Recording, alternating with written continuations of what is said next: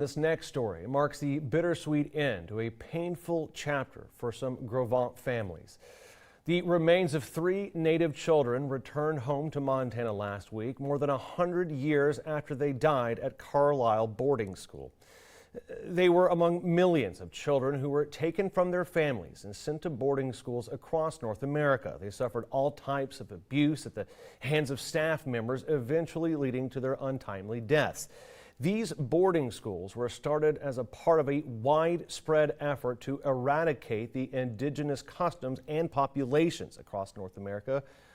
But nevertheless, they have persisted and their tribal communities remain active to this day. Rin Wadsworth was there when the children were laid to rest with ceremony on the Fort Belknap Reservation and tells us how this final act united several nations. After a journey of thousands of miles, 3 teens are finally laid to rest at home in the Fort Belknap Indian Reservation, more than 100 years after they passed. This is a historic moment tonight, you know, bringing back them children who were sent to Carlisle, you know.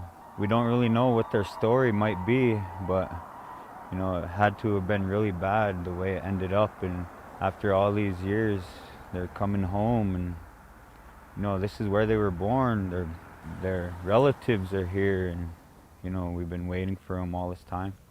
Twinkling lights filled the quiet dark at Fort Belknap as hundreds escorted the remains of 3 teenagers who were taken from their homelands. The children, identified as Bishop Shield, Almeda Heavyhair, and John Bull, were received with joy by tribal communities across Montana.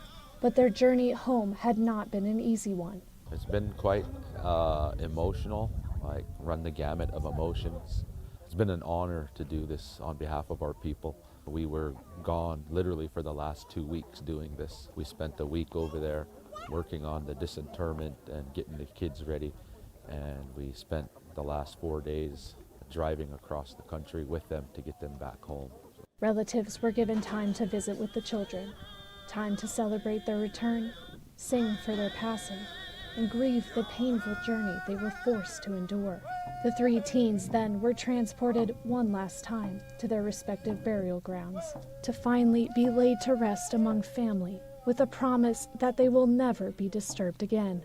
One woman in attendance survived a similar ordeal that the children went through. She spent several years at a boarding school in South Dakota before finally being able to come home to Fort Belknap. Try to make us give up our language, give up everything we'd known.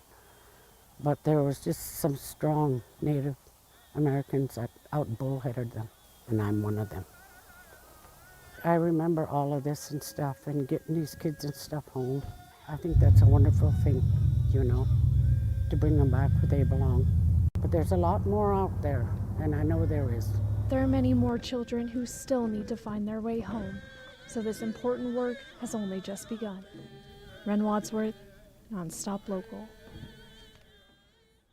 Thank you very much. And as Ren mentioned, this repatriation process for the remains of thousands of children is just getting started. Belknap officials say they are already working to bring home another child, but that process could take up to a decade. The tribe's preservation officer hopes to at least get it going by next September. We'll be right back.